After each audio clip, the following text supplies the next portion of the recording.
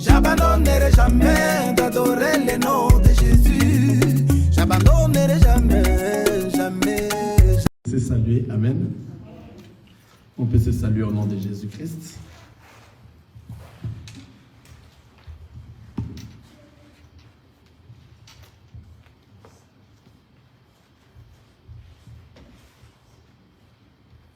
On se salue au nom de Jésus. Alléluia.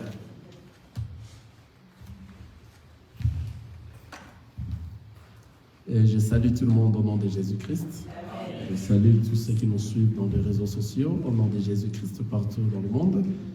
Et que le Seigneur vous bénisse encore une fois de plus. Nous allons continuer dans notre enseignement, dans notre prédication qui parle de l'appel à la vigilance. Amen. L'autre fois, nous nous sommes limités à l'endroit où nous avions lu Deutéronome 4, le verset.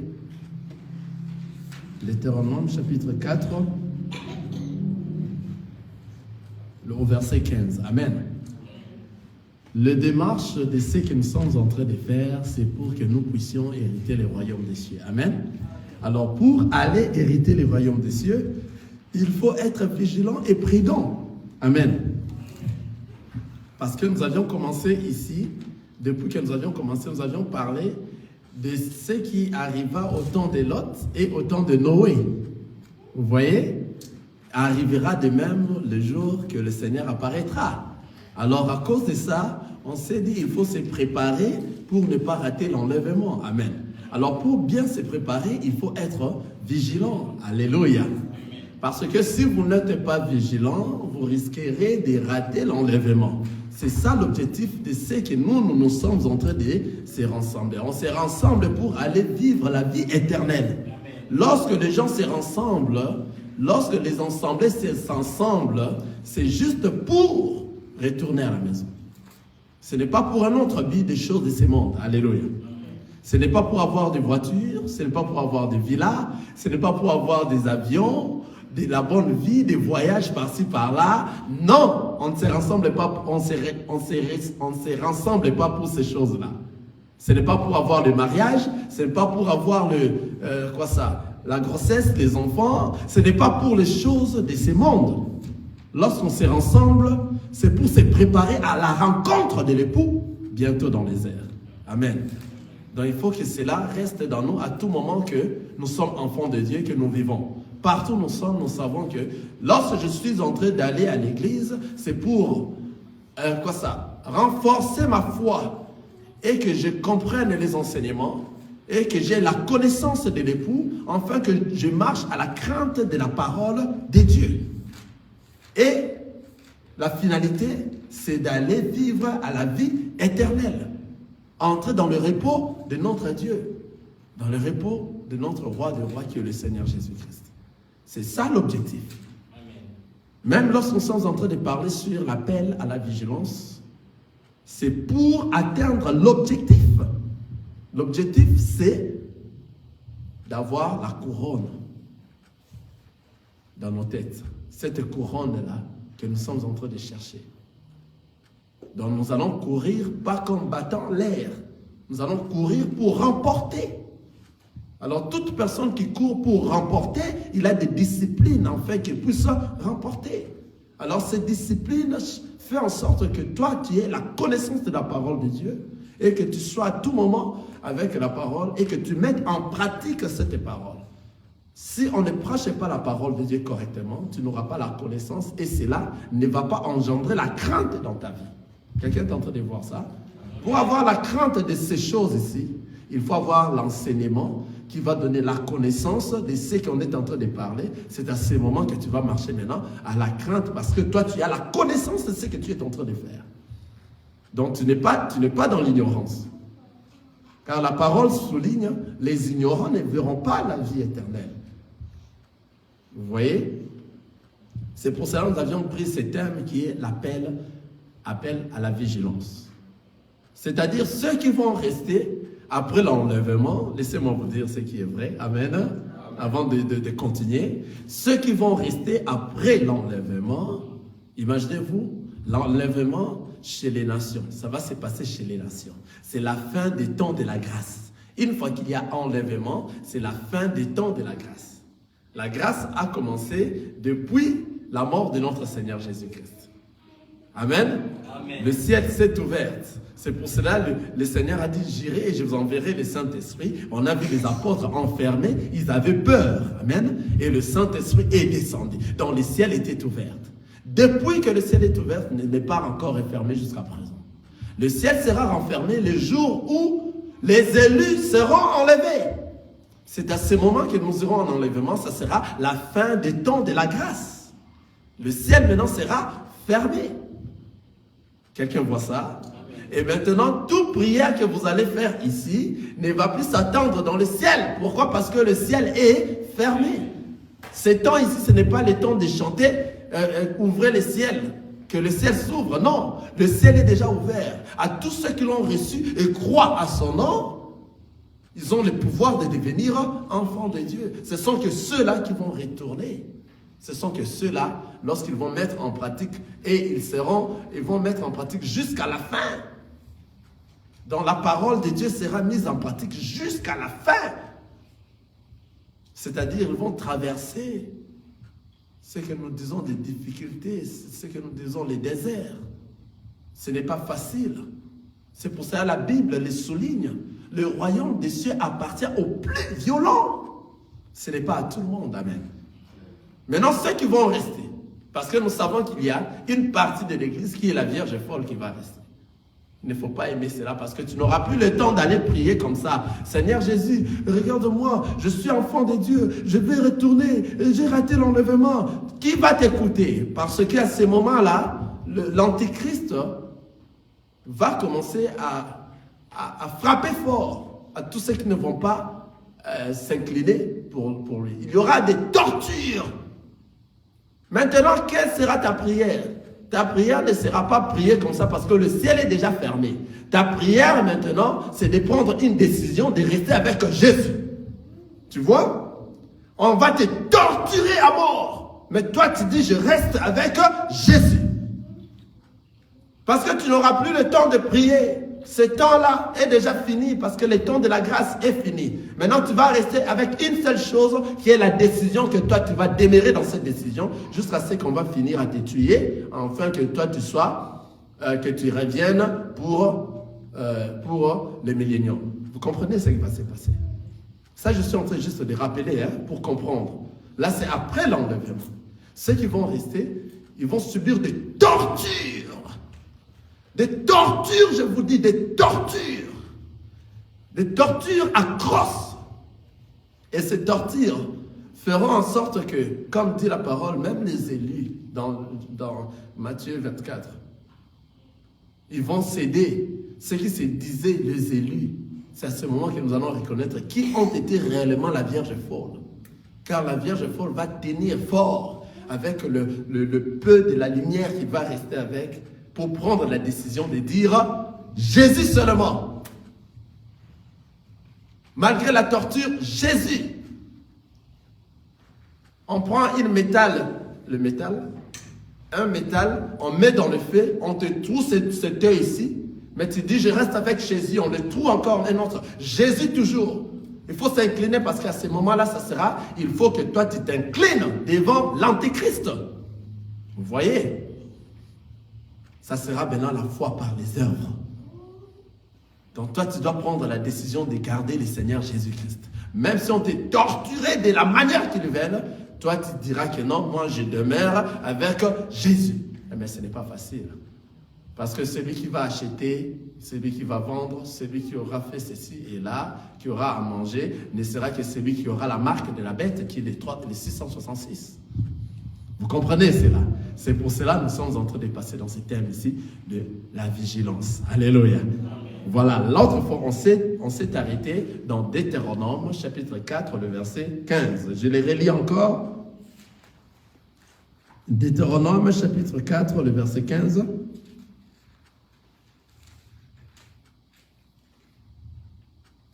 Puisque vous n'avez vu aucune figure le jour où l'Éternel vous parla du milieu du feu à Horeb, veillez attentivement sur vos âmes, de peur que vous ne vous corrompiez et que vous ne vous fassiez une image taillée, une représentation de quelques idoles, la figure d'un homme ou d'une femme, la figure d'un animal qui soit sur la terre, la figure d'un oiseau qui vole dans les cieux, la figure d'une bête qui rampe sur les sols, la figure d'un poisson qui vit dans les eaux, au-dessous de la terre.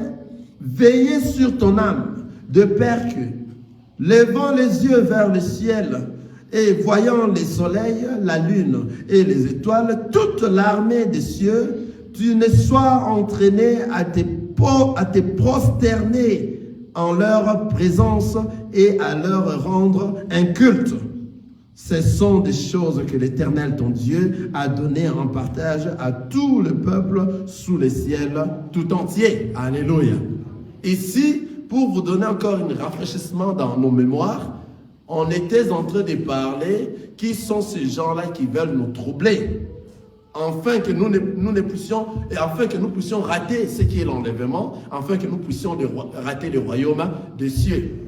Et nous avions dit, lorsque vous êtes un enfant de Dieu, la première des choses, c'est voir la personne qui est en train de prêcher la parole de Dieu. Là où on vous invite pour aller écouter la parole de Dieu, il faut analyser qui est cette personne-là. Amen. C'est ce que nous avions dit la fois passée, n'est-ce pas? Il faut les connaître.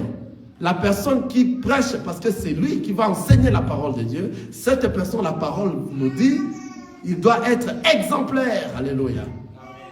Ce n'est pas que ce que je suis en train de dire, faites-le, mais ne me suivez pas de ce que je fais. Non, la personne qui prêche la parole de Dieu, lui-même doit vivre dans la sanctification. S'il manque la sanctification, il ne faut pas aller dans des endroits pareils. Quelqu'un est en train de voir ça. Il faut qu'il vive dans la sanctification. La Bible nous dit qu'il faut qu'il soit propre à enseigner. Si tu as de la saleté, tu ne sauras pas enseigner la parole de Dieu. Vous comprenez? La première des choses, il faut voir la personne qui est en train d'enseigner la parole de Dieu. Qui est cette personne? Vous m'invitez? Oui, je viendrai. Mais qui est les pasteurs là-bas? C'est la première question. Qui est l'apôtre? Qui est le docteur qui enseigne la parole de Dieu là-bas? Qui est cet évangéliste qui enseigne la parole là-bas? On vous donne le nom de celui-là. Tu as le droit de connaître sa vie. La vie des enfants de Dieu n'est pas la vie cachée. Alléluia. Oh, vous cherchez ma vie privée. Il veut se connaître ma vie privée. Chez les enfants de Dieu, il n'y a pas de vie privée. Il n'y a pas de ces choses-là. Nous, notre vie privée est étalée. Il faut que ça soit étalé. Car nous, on n'a pas de vie privée qui fera que notre réputation soit détruite. Nous détruisons cette réputation de cette chair pour la gloire de notre Seigneur Jésus-Christ. Alléluia. Amen. Vous comprenez? Donc, il n'y a pas de ces choses-là, vie privée. Non, il n'y en a pas. Il est entré jusque dans ma vie privée. Ah, mais oui, toi, tu es un enfant de Dieu. On doit parler de toi parce que toi, tu dois donner l'exemple. Alléluia. Lorsqu'on te voit, on voit la parole de Dieu. Lorsqu'on te voit, nous voyons que réellement, c'est le Seigneur Jésus-Christ qui marche dans ta vie, qui te fait marcher, qui te fait conduire, qui dirige ta vie. Tu dois donner l'exemple. On doit parler de toi. Comment tu fais des choses en cachette? Non. Tout de toi doit être mis à jour. Alléluia. C'est pour ça que nous avions dit, les hommes de Dieu, la première des choses pour aller et les écouter, là où on peut vous inviter partout, vous irez, la première des choses, c'est de connaître qui est cet homme de Dieu qui est dans cet endroit. Car beaucoup d'hommes de Dieu sont dans des choses qui ne sont pas. Beaucoup de ceux qui se disent, je m'excuse, beaucoup de ceux qui se disent hommes de Dieu sont dans des choses qui ne sont pas de Dieu. Parce qu'ils ont besoin de foule, ils ont besoin de gens. Alléluia. Ils marchent comme ça. Et nous, comme nous sommes vigilants, nous ne pourrons pas aller passer par là. Nous devons aller, d'abord, avant d'aller, il faut savoir qui est cet homme de Dieu. On est libre de savoir ça. Et on est libre de dire non, je n'irai pas, parce que cet homme-là a fait ceci, il a fait cela. On n'a pas honte, on n'a pas peur de dire ça. Il a fait des bavures beaucoup. En tout cas, nous allons voir jusqu'à ce qu'il revienne, demander pardon. Vous voyez, les pardons, c'est ce qui les tue. Vous sentez qu'une personne a fait ceci, a fait des scandales et autres. Bon, ces scandales, c'est mis à nu partout dans les réseaux sociaux. Maintenant, revenez dans les réseaux sociaux, demandez pardon à ces peuples. Il n'arrive pas. Vous allez voir seulement qu'il a déjà continué à enseigner la parole de Dieu. Il ne considère pas ses peuples, il ne considère pas ses fidèles. Vous comprenez? Revenez, acceptez d'abord que vous avez fait cela, c'est très difficile. Lorsque vous n'êtes pas enfant de Dieu, d'accepter que vous avez fait cela. Et puis, de demander pardon, de s'étirer. De s'étirer longtemps possible. Parce que toi, tu as la honte de ne plus se présenter. Surtout, il faut s'étirer. Il faut vraiment que ça prenne du temps. Il faut que la prière dans l'église, l'assemblée, prie enfin que le Seigneur parle, que cet homme de Dieu peut rentrer à exercer. Et toi, lorsque tu vas t'étirer, tu seras dans la prière. Ne t'étire pas pour faire semblant à continuer dans tes œuvres que tu étais en train de faire. Maintenant, tu le fais encore beaucoup plus en cachette. Non. Vous comprenez? Nous avions dit que de représentation, alléluia, que le Seigneur Jésus-Christ n'est pas représenté à n'importe quoi, à n'importe quelle chose, alléluia. C'est pour ça que nous avions lu ici, dans Deutéronome, chapitre 4, le chapitre 4, le verset 15, on nous dit que, puisque vous n'avez vu aucune figure le jour où l'Éternel vous parla du milieu du feu à Horeb, veillez attentivement sur vos âmes. Vous n'avez vu aucune figure lorsque le Seigneur vous parlait à Horeb. C'était les enfants d'Israël qui devaient à tout prix, et ils ont dit à Moïse, comment l'Éternel ne parle qu'à toi? Nous aussi, on a besoin que l'Éternel parle à nous. Oh, Moïse a dit, ah bon? Ok, je vais vous amener afin que vous écoutez l'Éternel. Alléluia. C'est ainsi que le Seigneur Moïse a fait tout pour les amener à la montagne, afin qu'ils écoutent les seigneurs. Je vous dis déjà, hein, nous allons peut-être un peu aller, pas beaucoup parler sur ça. Ils n'ont pas pu écouter cette voix. Lorsqu'ils ont écouté la voix, ils sont revenus à Moïse pour lui dire, non, nous n'allons plus commencer à partir là-bas, parce qu'il y avait des tonneurs. On ne saura pas écouter ces choses-là. C'est trop dur, c'est trop fort. Toi, continue à écouter et venir à nous dire. Alléluia. Maintenant, Moïse est en train de leur rappeler, puisque vous n'avez vu aucune figure le jour où vous étiez allés, vous comprenez, pour écouter les seigneurs, vous n'avez vu aucune figure, vous n'avez vu aucune représentation. Amen.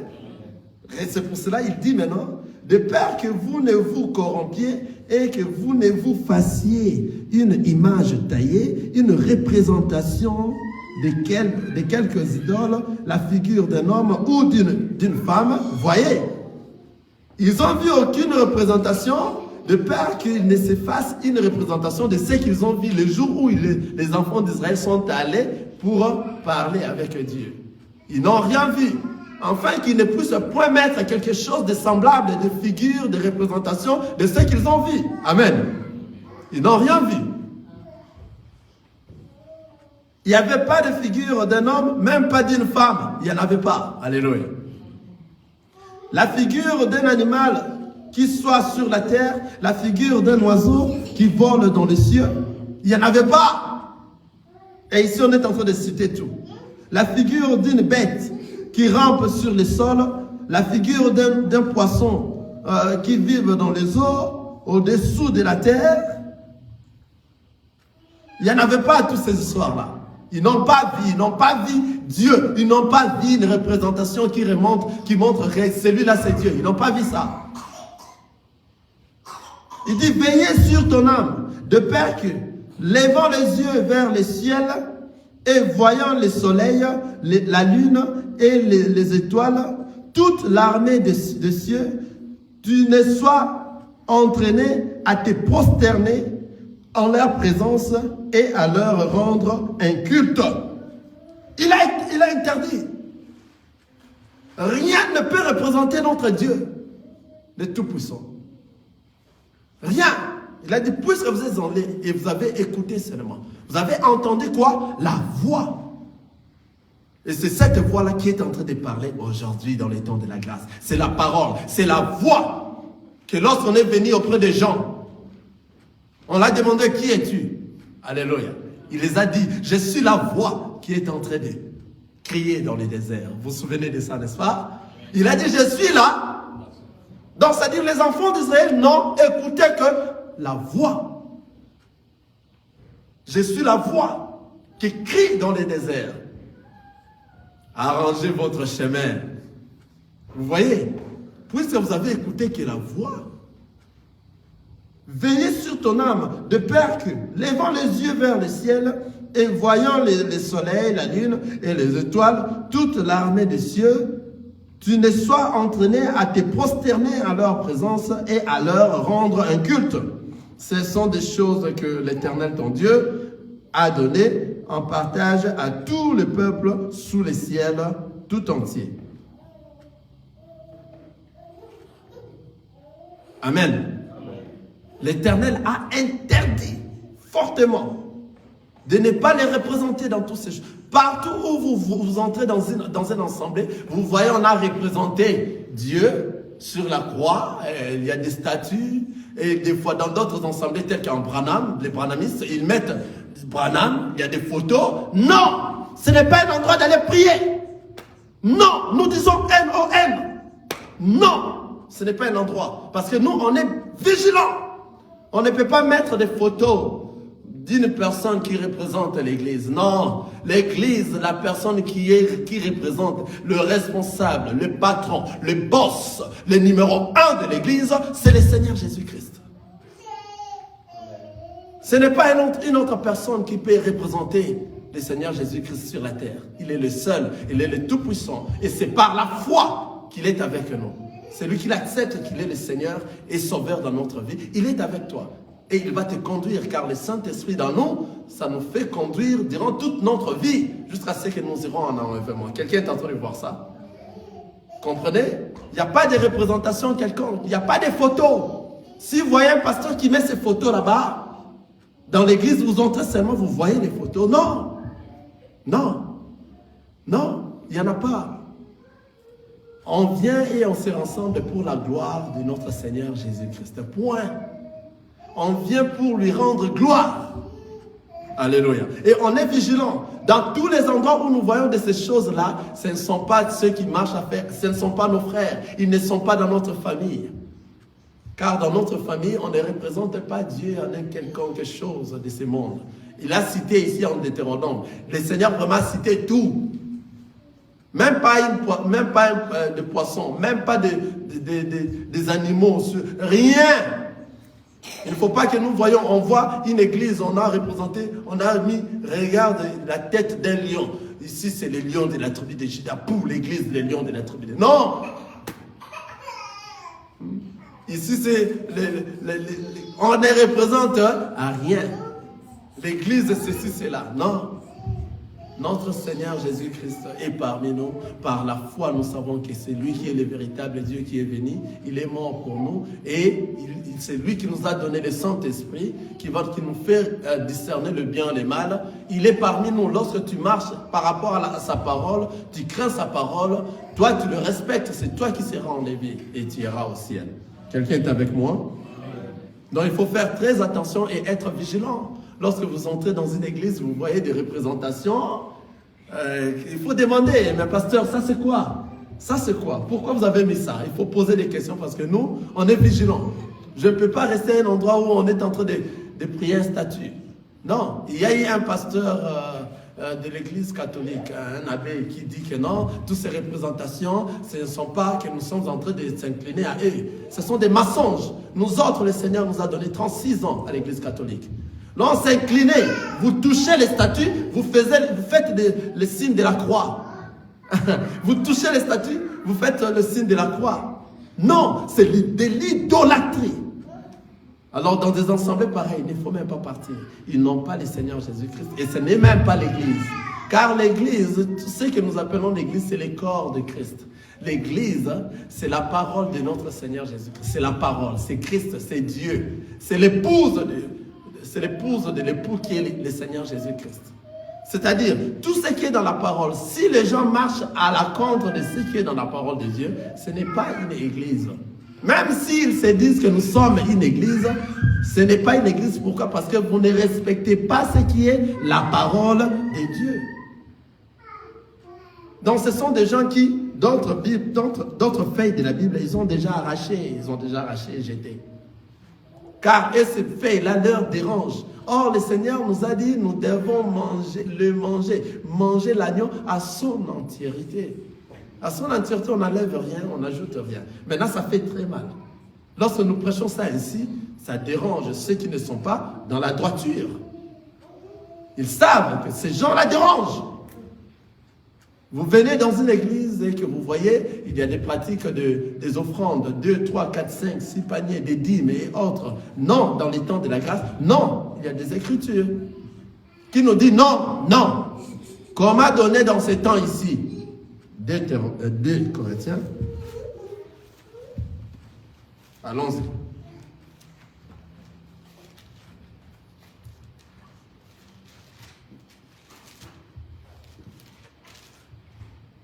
Deux Corinthiens, chapitre 9.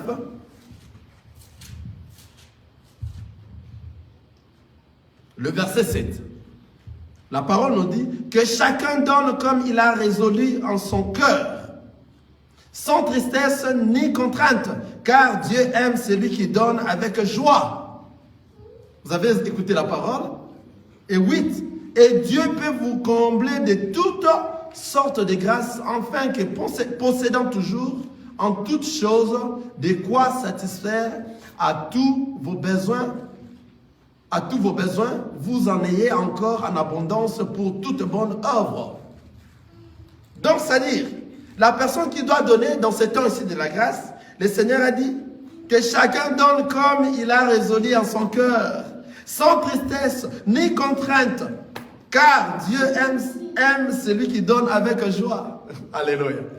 Donner avec joie, c'est-à-dire participer dans l'œuvre du Seigneur, parce que la bonne offrande que nous donnons, nous les enfants de Dieu, c'est de sacrifier d'abord notre corps comme étant un sacrifice vivant, sain et agréable. C'est ça l'offrande que le Seigneur cherche.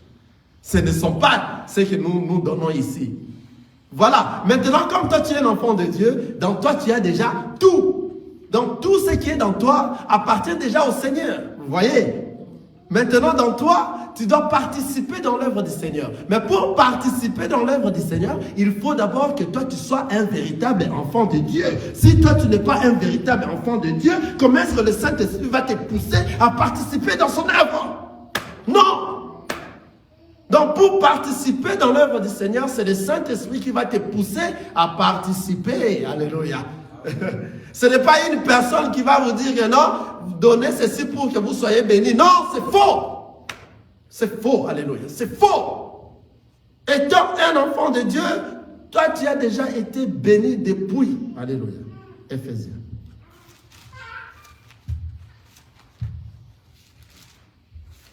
Allons-y dans le livre d'Éphésiens. Que le Seigneur vous aide. Ça doit être Éphésiens chapitre 3, ou bien chapitre 1er.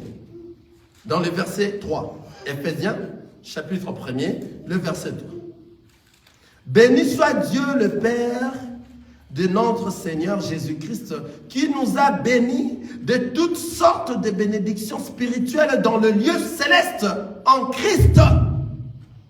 Tout celui qui est enfant de Dieu, il a été béni de toutes sortes de bénédictions spirituelles dans le lieu céleste en Christ. Maintenant, le Seigneur nous dit, cherchez d'abord le royaume des cieux qui est le lieu spirituel en Christ, et tout ce qui reste dans ce monde vous sera donné.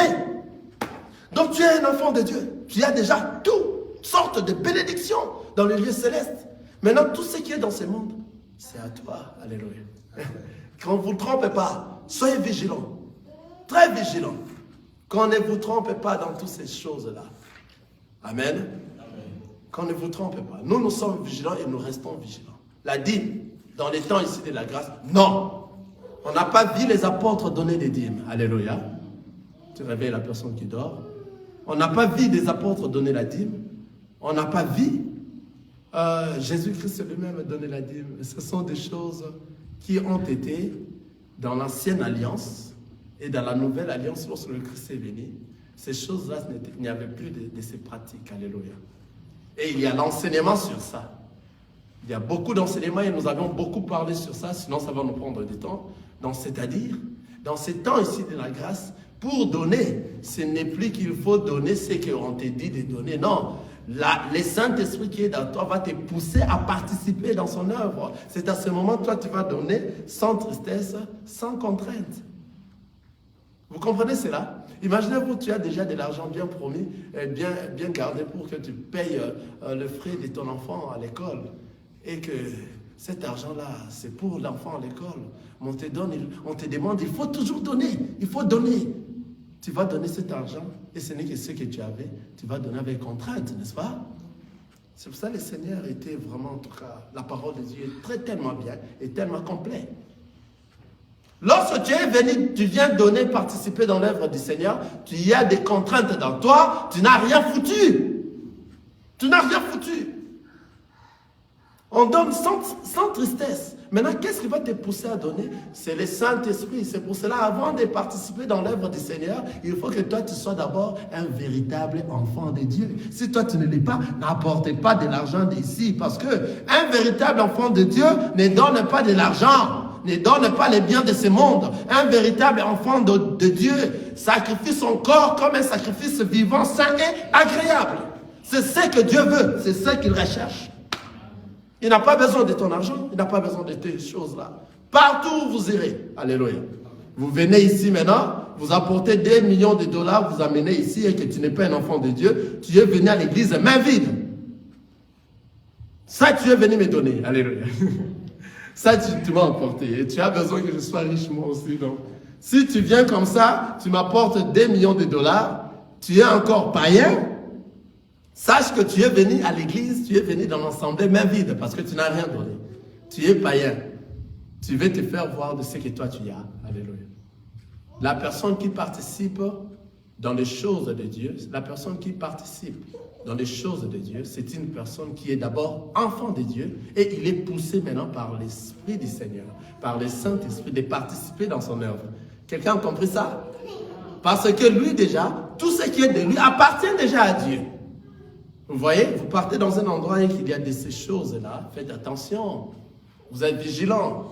Qu'on ne vous bouffe pas de l'argent comme ça. Comment toi, un enfant de Dieu, tu es vigilant et le Christ est dans toi, il est en train de te faire voir des choses. Tu comprends et tu as la connaissance. Comment on te mange de l'argent comme ça? Ce sont des voleurs. Ce sont des voleurs. On ne peut pas te manger de l'argent, il y a la parole de Dieu qui nous soutient. Il n'y a pas des endroits où on a vu des choses pareilles, 2, 3, 4, 5 paniers, non. Nous avions vu dans la parole, lorsque le Saint-Esprit est descendu, les gens, 3000 hommes convertis, venaient avec leurs biens au pied des apôtres, ils donnaient au pied des apôtres. Donc il y avait un seul panier. Alléluia. Il n'y en avait pas 2, 3, 4, 5. Vous voyez des choses pareilles. Sortez! Vous avez le droit de sortir. Un endroit où on ne parle pas la parole de Dieu. Une chose, l'enseignement de la parole de Dieu. Un endroit où vous n'écoutez pas l'enseignement. Parce qu'actuellement, il y a deux. Il y a la parole de Dieu, l'enseignement qui est la vraie parole de Dieu, et il y a l'enseignement qui est la parole des choses de ce monde. Donc, on est en train de prêcher le royaume de la terre et le royaume des cieux. Nous voyons comment est-ce qu'il prêche le royaume de la terre. Cette année, c'est l'année de la bénédiction. L'année ici que nous allons entrer. Combien de fois on a répété cette année? Maintenant, nous sommes à 2000 combien? 2023. Dans l'année de 2022, c'était bien, mais les gens n'ont pas encore reçu ce qu'ils étaient en train de chercher. En 2023, ça sera plus que ce qui était avant. Vous voyez? Vous voyez? Ça, ce sont des prédications, des choses de ce monde. Donc, on est en train de prêcher le royaume de la terre. Mais nous, le Seigneur nous a envoyé de préparer l'épouse à la rencontre de l'époux. Nous prêchons le royaume céleste. Les choses d'en haut, pas les choses d'en bas. Car Dieu, Jésus a dit les choses d'en bas, tout passera. Mais la parole de Dieu qui est la vie éternelle ne passera jamais. Nous sommes en train de chercher la vie éternelle. Alléluia. Comme nous sommes en train de chercher la vie éternelle, nous sommes vigilants pour y accéder. Nous devons entrer là-bas. Nous devons aller. Il faut rester vigilant. Amen. Nous passons encore dans un autre verset, dans 2 Corinthiens, parce que nous avions dit, nous allons parler des versets. Surtout la parole, l'enseignement de la parole. Là, on est presque de bénédiction des choses de ce monde matériel. Tout ce qui est de ce monde, il faut faire attention, ils ne sont pas nos frères. Nous savons que, étant un enfant de Dieu, c'est la vie, tout enfant de Dieu, c'est la vie d'un enfant de Dieu dépend de la position que Dieu veut qu'il soit sur la terre. Amen. Donc, la vie d'un enfant de Dieu, je le répète à tout moment, dépend de la position que Dieu veut qu'il soit sur la terre, par rapport à la mission qu'il t'a envoyée. Vous comprenez cela? Maintenant, toi, étant un enfant de Dieu, ta vie maintenant dépend de la position que lui-même veut que toi tu sois sur la terre. Soit il te donne la position de la richesse, soit il te donne la position de la pauvreté. Il te donne toutes ces positions-là. Pourquoi? Parce que il a besoin que toi tu accomplisses la mission que lui-même t'a envoyée sur la terre. Quelqu'un est en train de voir ça? Il sait que quelle est cette position que je dois donner à cette personne afin qu'il arrive à accomplir la mission que moi je l'ai donnée sur la terre. Il ne va pas quand même te donner la position de la richesse parce qu'il sait que toi, tu dois, pour remplir la mission, tu dois aller à la position de la pauvreté. Mais toi, tu vas rester pauvre sur la terre. Mais c'est pendant que tu n'es pas pauvre au ciel. Quelqu'un est en train de voir ça? Voilà, il va te laisser dans l'état de la pauvreté pour que toi, tu remplisses la mission qu'il t'a envoyée sur la terre. Car ta vie ne dépend plus de toi-même, ta vie dépend de lui. Il va faire de toi ce que lui-même veut que toi tu sois. Ce n'est plus toi, parce que toi tu t'es dit tu es devenu enfant de Dieu. C'est lui, laissez-lui t'emporter à sa manière. Que sa volonté s'accomplisse dans toi. Est-ce que toi tu auras des chagrins? Tu n'auras plus de chagrins car tu le sais. Tu as la connaissance que tel que je suis ici, ce n'est plus ma volonté, c'est la volonté de notre Seigneur Jésus. Parce que moi je suis enfant de Dieu. À moins que tu n'es pas enfant de Dieu. Si tu n'es pas enfant de Dieu, c'est pour cela qu'on dit que ce qui peut t'arriver, il ne faut pas suivre la volonté. Ce n'est pas la volonté. Est-ce que c'est la volonté de Dieu? Ce n'est pas la volonté de Dieu. Le diable aussi peut t'influencer. Mais un enfant de Dieu n'est pas influencé par le diable. Alléluia. Un enfant de Dieu est influencé par le Saint-Esprit qui est en lui, qui le fait conduire. Vous voyez, comme toi tu es déjà un enfant de Dieu, c'est la volonté de Dieu qui est en train de s'appliquer dans ta vie. Alors, la vie d'un enfant de Dieu dépend de la position que Dieu veut qu'il soit sur la terre. Cette position, ça doit être la position de la richesse ou de la pauvreté, pourvu que toi tu accomplisses la mission que lui t'a envoyée sur la terre. Et il est le seul à connaître quelle est ta position et quelle est la mission que toi tu as, afin que toi tu l'accomplisses. Qu'est-ce qu'il va te donner comme position? Et toi tu n'as pas de chagrin. Toi, tu es déjà béni. C'est la bénédiction de l'Éternel qui enrichit et ne se fait suivre d'aucun chagrin. Tu vas voir, comme toi, tu es un enfant de Dieu, tu n'auras pas de soucis à réclamer que les autres en ont. Toi, tu n'en as pas. Non, tu n'en auras pas. Car les pères, les tout-puissants, le Seigneur Jésus-Christ, ton grand frère, ton époux, a besoin que toi, tu sois dans cette position-là pour que toi, tu accomplisses la mission que lui t'a envoyée sur la terre. Une fois que la mission est accomplie, tu dois mourir pour aller se reposer. Dans les scènes d'Abraham, le jour d'enlèvement, tu rentres au ciel. Toi qui as été pauvre sur la terre, mais au ciel, tu as tout. Alléluia. Donc toi, tu n'étais pas pauvre, amen, en fait. Quelqu'un est en train de voir ça. Maintenant, toi, tu as toutes ces histoires-là. Tu as la connaissance. Et tu viens à un endroit, on te dit, tu seras béni. Il faut faire ceci, il faut donner ça pour que tu sois béni. Mais toi, tu vas dire, mais quelles sont ces choses ici? Quelles sont ces choses? On te dit qu'il faut que tu deviennes d'abord un enfant de Dieu pour avoir des voitures, des toutous et autres, toutes ces choses-là qui sont dans le monde. Il faut que toi, tu deviennes un enfant de Dieu pour en avoir. Non. Qui vous avait dit ça? Ceux qui ne sont pas enfants de Dieu, ils ont toutes les choses de ce monde. Nous, les enfants de Dieu, nous recherchons que la vie éternelle. On n'a pas besoin des choses de ce monde. On n'en a pas besoin. Nous n'en avons pas besoin. Nous cherchons ce qui est l'idéal, ce qui est plus important. C'est la vie éternelle, de vivre avec le roi des rois, de passer l'éternité avec lui. Alléluia. C'est ce que nous recherchons. Après la mort, où irons-nous? On a besoin qu'après la mort, que nous soyons enlevés. On a besoin que pendant que nous vivons, si l'enlèvement vient, pendant que nous sommes en vie, que nous soyons enlevés. On n'a pas besoin de toutes ces choses ici. Ça nous fait rien. On ne craint pas ces gens. Avoir des avions de tout, on vous respecte parce que tu as ça dans le monde, mais ça ne nous fait rien. Ça ne fait absolument rien. Alléluia. On comprend cela. Alors on est vigilant dans tous ces points-là. Alléluia. Nous lisons dans 2 Pierre.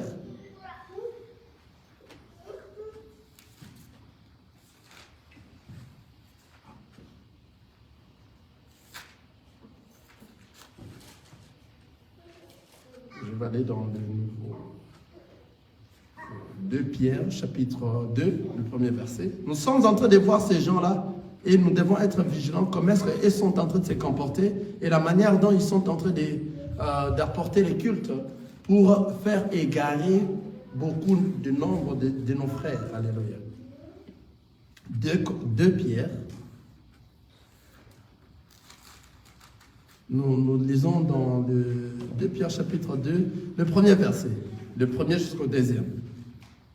2 Pierre chapitre 2, du premier verset jusqu'au deuxième. Il y a eu parmi le peuple les faux prophètes, et il y aura de même parmi vous des faux docteurs qui introduiront des sectes pernicieuses et qui, régnant le maître qui les a rachetés, attireront sur eux une ruine soudaine.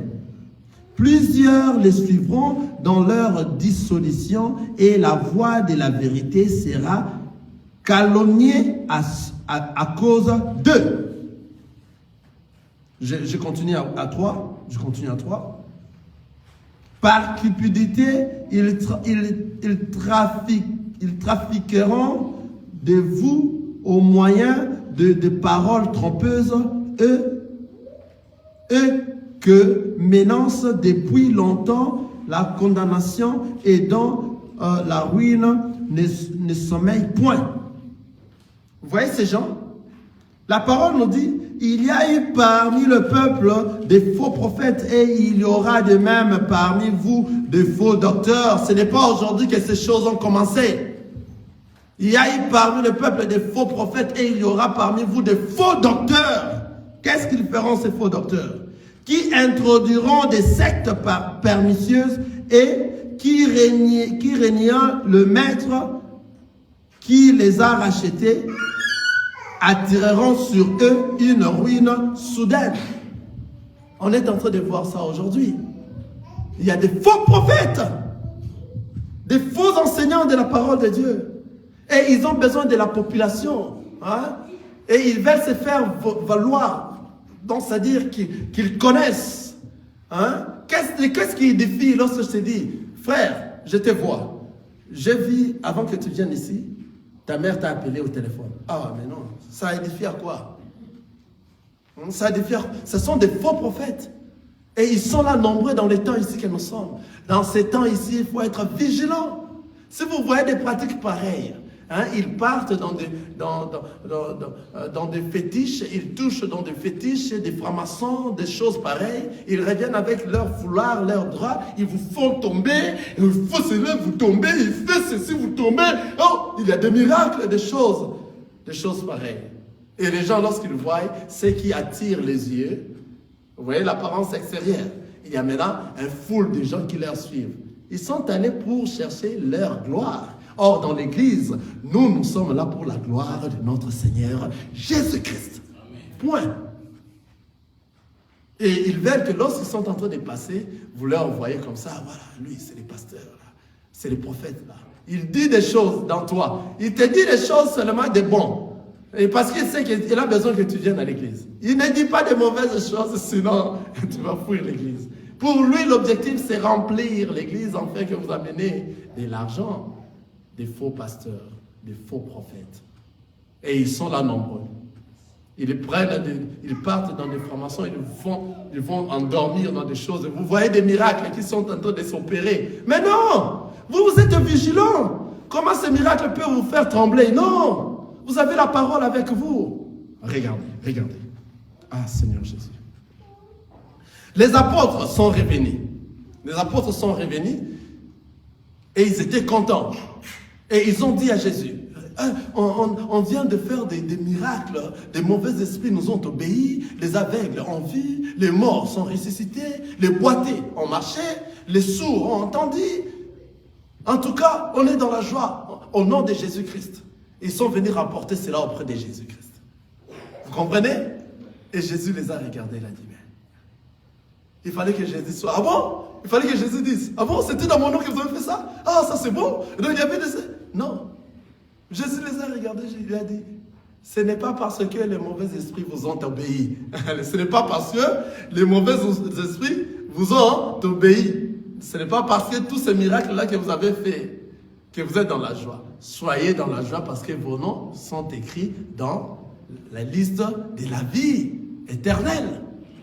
C'est-à-dire, cette réponse montre directement que les diables aussi savent faire des miracles. Ce n'est pas à cause de ces choses-là que toi, tu vas te dire que tu es réjoui. Quelqu'un est en train de voir ça? Jésus savait que ne vous réjouissez pas à cause de tous ces miracles-là, parce que les diables aussi ont le pouvoir de faire les miracles. Alléluia. Alors que ces choses-là, ne vous faites pas étonner. Waouh, il fait des miracles. Non, des magiciens font des miracles. Actuellement, maintenant, plusieurs de ceux qui étaient des magiciens sont devenus des pasteurs, sont devenus des apôtres, des docteurs, des évangélistes. Alléluia. Ils ont ramené maintenant ces choses-là qu'ils étaient en train de faire là-bas dans l'église et les gens tremblent. Et il y a foule de gens. Attention, le chemin qui nous amène à la vie éternelle est rétréci et puis étroit. Il y a peu de gens qui la retrouvent. La Bible dit qu'il la retrouve parce que pour retrouver ce chemin, c'est retrouver la vraie parole de Dieu. Ce n'est pas donné à n'importe qui. C'est donné à ceux-là qui sont venus de là et qui doivent revenir, qui vont repartir de là. Donc, c'est-à-dire, nous ne partons, nous n'entrons pas. Nous retournons à la vie éternelle. Nous retournons à la maison. Parce que nous étions déjà à la maison. Quelqu'un est en train de voir? Car celui qui était déjà à la maison, lorsqu'il écoute la parole, cette parole va les tourmenter. Alléluia. C'est pour ça que le Seigneur dit, je connais mes brebis et mes brebis me reconnaissent par ma voix et me suivent. Lorsqu'ils disent la voix, ils n'ont pas donné une représentation. Vous comprenez cela? Les apôtres étaient, lorsqu'ils croyaient dire ça à Jésus, ils croyaient que Jésus sera dans la joie. De ceux qui sont en train de dire, ne vous réjouissez pas parce que les mauvais esprits vous ont obéi. Réjouissez-vous plutôt parce que votre nom est écrit dans les livres des vies. Alléluia. Je m'excuse. Parce que Jésus, le grand maître, le Seigneur des seigneurs, le tout-puissant, le roi des rois, Jésus-Christ, il sait que l'ennemi a aussi ses pouvoirs. C'est pour cela, le pharaon, lorsque Moïse l'a amené, il a jeté son bâton, transformé en serpent. Il a dit, regarde ce qu'il est en train de faire. Là, appelé aussi ses magiciens, jeté. Pouf! Le bâton des magiciens aussi s'est transformé en quoi? En serpent. Alors, toi tu es un enfant de Dieu, tu es vigilant. Que ces choses-là ne te fassent rien.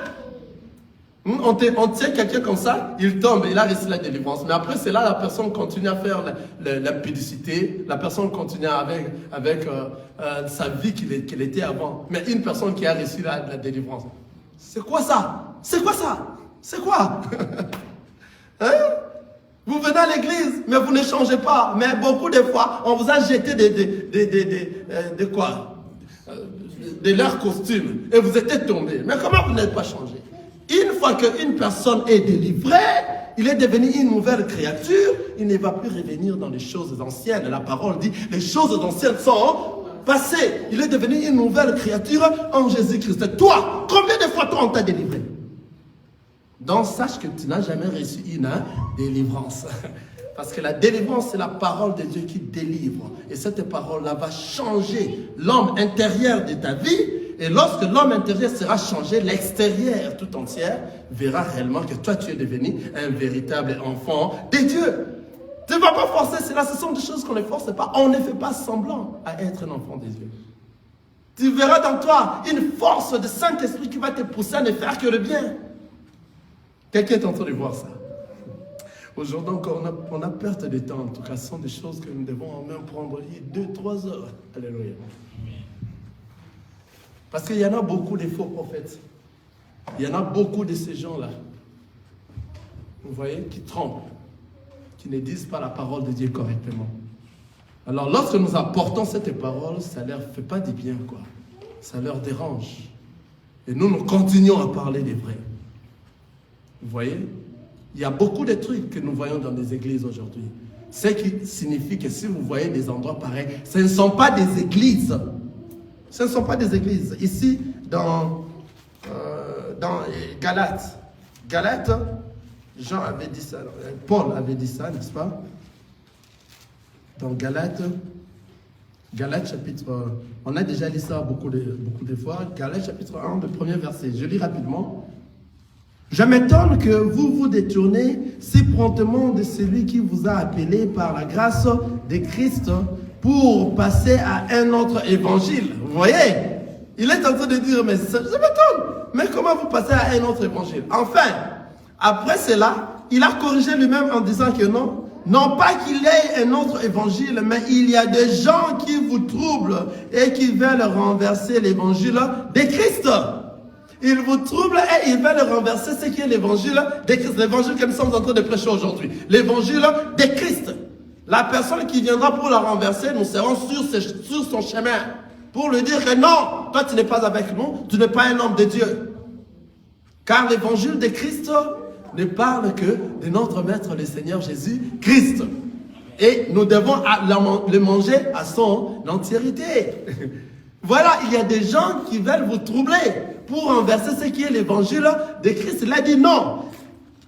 Non, pas qu'il y ait un autre évangile. Il n'y a pas un autre évangile, il n'y a qu'un seul évangile qui est l'évangile de Christ.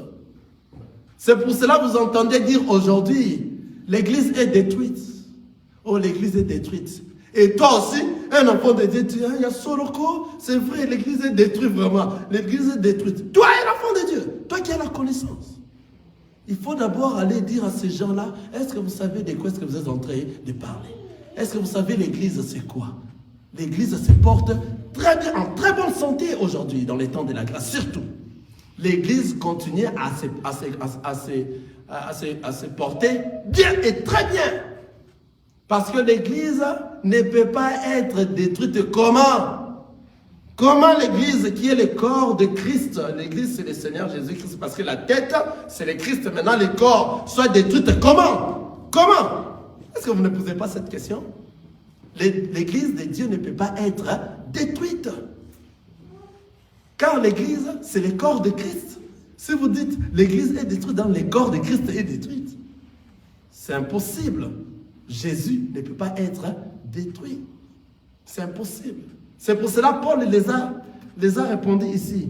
Non, non pas qu'il ait un autre évangile, mais il y a des gens qui vous troublent et qui veulent renverser maintenant l'évangile de Christ. Ah, ce sont des gens-là. Maintenant, tous ces gens-là qui ne marchent pas convenablement par rapport à la parole, qui font des choses, qui ramènent la magie dans l'église, qui ramènent la franc-maçonnerie à l'église, qui ne veulent pas respecter la parole de Dieu, qui vous demandent des dîmes et des offrandes par-ci par-là, et qui mettent des photos à l'église, qui mettent des chaises de ceux qui sont des pasteurs dévots, qui font toutes ces choses-là qui ne sont pas dans la parole de Dieu. Ce sont ces gens-là que Paul a dit ici.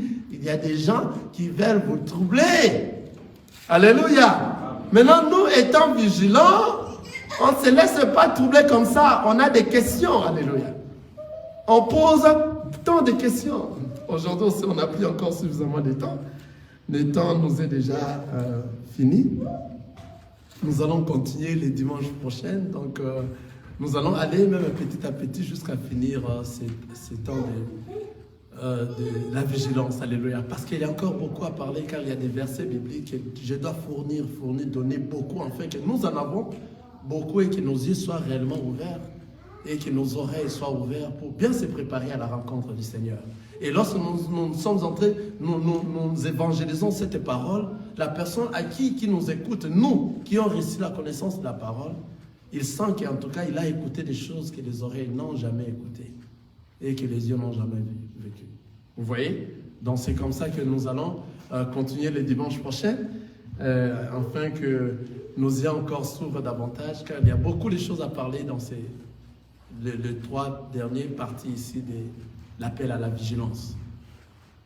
Nous aurons encore beaucoup à parler et nous aurons encore à parler même les dimanches prochains. Le Seigneur va nous permettre à finir cet appel et nous irons se reposer un peu. C'est ainsi que le frère Chai va nous exhorter encore deux dimanches et nous allons revenir. Amen. Amen. Que le Seigneur vous bénisse.